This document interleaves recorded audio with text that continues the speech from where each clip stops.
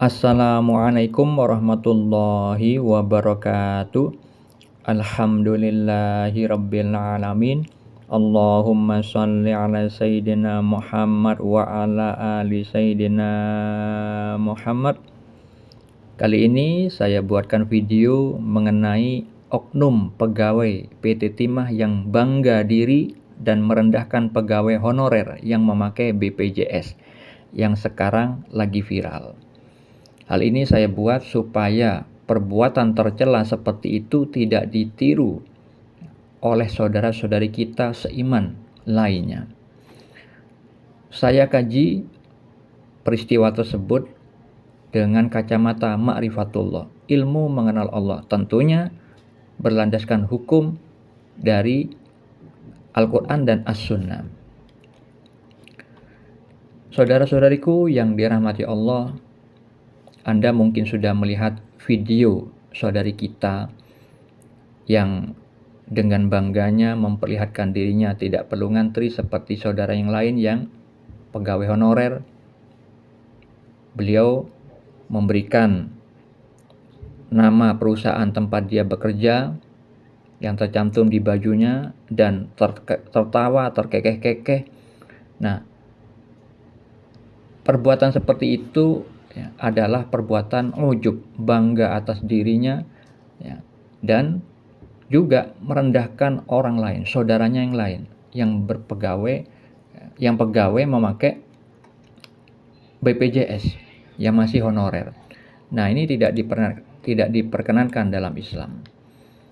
Perbuatan tersebut bisa terjadi kepada orang yang tidak ma'rifatullah, tidak mengenal Allah, tidak mengenal syariatnya atau ilmu peraturan bab yang halal dan yang haram dalam Al-Quran, tidak mengenal nama-nama Allah, sifat-sifat Allah dan perbuatan Allah, yang mana ketika orang itu mempelajari nama-nama Allah, sifat Allah dan perbuatan Allah, pasti akan takut kepada Allah karena ada ancaman kepada orang yang berbuat ujub, bangga atas diri, itu bisa terhapus amalnya. Amal solehnya bisa terhapus, sia-sia. Dan perbuatan meremehkan orang lain itu perbuatan yang sombong dan dibenci Allah Subhanahu wa taala, dan diancam oleh Allah mendapat azab di neraka kalau misalkan tidak bertaubat sampai wafatnya orang yang berbuat sombong itu. Makanya video ini perlu ditonton sampai selesai agar mengetahui apa yang diperbuat saudari kita itu adalah perbuatan yang berbahaya jika ditiru.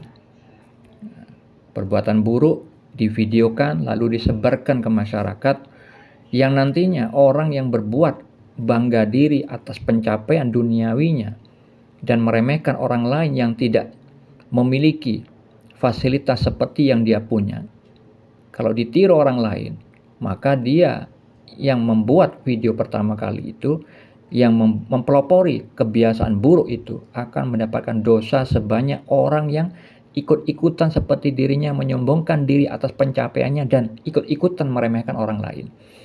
Hal ini sudah disabdakan Nabi Muhammad SAW di dalam hadis riwayat Muslim. Beliau bersabda, siapa yang mempelopori satu kebiasaan yang buruk dalam Islam, maka dia mendapatkan dosa keburukan itu dan dosa setiap orang yang melakukan keburukan itu karena ulahnya, tanpa dikurangi sedikit pun dosa mereka. Oleh karena itu, agar kita terhindar dari perbuatan tercela seperti yang diperbuat oleh saudari kita itu, kita harus memahami tentang firman Allah dan sabda Nabi Muhammad SAW tentang rizki dan kemampuan mendapatkan rizki itu hakikatnya dari Allah Subhanahu wa taala, dari rahmat dan karunia Allah Subhanahu wa taala. Di dalam surat Hud ayat 6 Allah taala berfirman, dan tidak satu pun makhluk bergerak bernyawa di bumi melainkan semuanya dijamin Allah rezekinya. Dia mengetahui tempat kediamannya dan tempat penyimpanannya, semua tertulis dalam kitab yang nyata, Lauhul Mahfuz. Di dalam surat An-Nisa ayat 79 Allah Ta'ala berfirman, kebaikan apapun yang kamu peroleh berasal dari Allah. Di dalam hadis riwayat Al-Bukhari dan Muslim, Rasulullah SAW bersabda tentang penciptaan manusia, Dan saya bacakan di bagian tengahnya saja yang berkaitan dengan tema. Beliau bersabda, kemudian diutus kepadanya seorang malaikat, lalu ditiupkan padanya ruh dan diperintahkan untuk ditetapkan 4 perkara, yaitu rezekinya, ajalnya, amalnya, dan kecelakaan atau kebahagiaannya. Jadi, rezeki kita itu dari Allah Subhanahu wa Ta'ala. Ya, sudah ditetapkan sebelum kita lahir. Jadi, 4 perkara yang tadi Allah sudah tetapkan itu kita sebelum kita lahir, sebelum kita berikhtiar, sebelum kita bekerja, sebelum kita memahami ilmu cara berdagang, cara bekerja di sebuah perkantoran. Sebelum semua itu, Allah sudah menetapkan peluangnya kita mendapatkan rezeki tersebut dan kadarnya sudah ditetapkan. Jadi kalau misalkan kita sudah berhasil memperoleh rezeki yang banyak misalkan, yang halal, kita harusnya bersyukur kepada Allah Subhanahu wa Ta'ala, bukan malah menyombongkan diri, bukan malah meremehkan orang lain yang tidak mendapatkan rezeki sebanyak kita. Orang yang seperti itu, yang berbuat membanggakan diri, menyombongkan, merasa lebih baik daripada orang lain, itu karena bodoh tentang siapa hakikatnya yang memberi kemampuan untuk memperoleh rezeki itu. Maka ingatlah Allah berfirman di dalam surat At-Takwir ayat 29. Dan kamu tidak dapat menghendaki menempuh jalan itu kecuali apabila dikehendaki Allah Tuhan semesta alam. Ingat, manusia itu ciptaan Allah dan kemampuan berbuatnya manusia itu adalah ciptaan Allah juga. Allah berfirman di dalam surah As-Saffat ayat 96. Ayat 96. Padahal Allah lah yang menciptakan kamu dan apa yang kamu perbuat itu. Nah, perbuatan manusia itu ciptaan Allah. Yang mana hal itu secara spesifik Allah sebutkan di dalam surah Asy-Syams ayat 8. Maka Allah mengilhamkan kepada jiwa itu jalan kefasikan dan ketakwaannya. Allah itu memberikan kemampuan kepada manusia bebas berkehendak, bebas berbuat fasik, ya, berpeluang berbuat kejahatan dan bisa berpeluang berbuat takwa. Ketika kita sudah mampu berbuat takwa, mencari rezeki dengan cara halal, itu adalah ciptaan Allah. Kemampuan itu karena karunia dan rahmat dari Allah. Maka kalau misalkan ada orang menyombongkan diri, ujub, banggakan diri, karena tidak tahu dalil-dalil yang tadi saya sebutkan, akhirnya Allah menghapuskan amal solehnya. Nah, ini bahayanya, ujub diri, ya, ujub, bangga diri. Nah, hati-hati. Kesombongan sebiji sawi itu Allah sudah hukumi dengan neraka.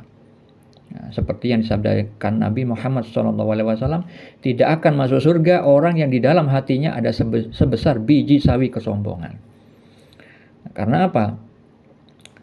Allah itu benci kepada orang yang sombong, lagi membanggakan diri.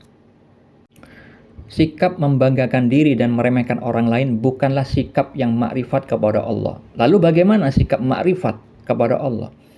Seperti yang disabdakan Nabi dalam hadis riwayat Bukhari dan Muslim. Beliau bersabda, perumpamaan orang-orang yang beriman dalam hal saling mengasihi, mencintai, dan menyayangi bagaikan satu tubuh. Apabila ada salah satu anggota tubuh yang sakit, maka seluruh tubuhnya akan ikut terjaga dan panas turut merasakan sakitnya.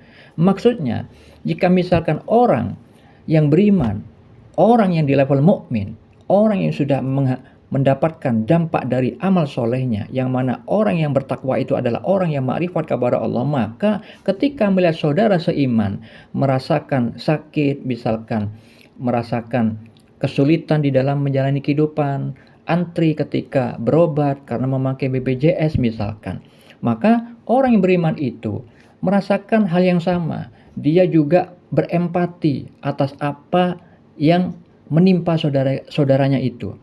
Orang yang bermakrifat kepada Allah akan merasa satu tubuh, bukan meremehkan, bukan membanggakan diri atas pencapaian rezekinya, bukan mentertawakan orang yang berada dalam kesulitan, melainkan mendoakan supaya saudaranya itu mendapatkan kesenangan, ketentraman yang lebih baik daripada dirinya sendiri. Seperti itulah merasa satu tubuh, ya, orang yang makrifat kepada Allah. Semoga hal ini menjadi bermanfaat. Assalamualaikum warahmatullahi wabarakatuh.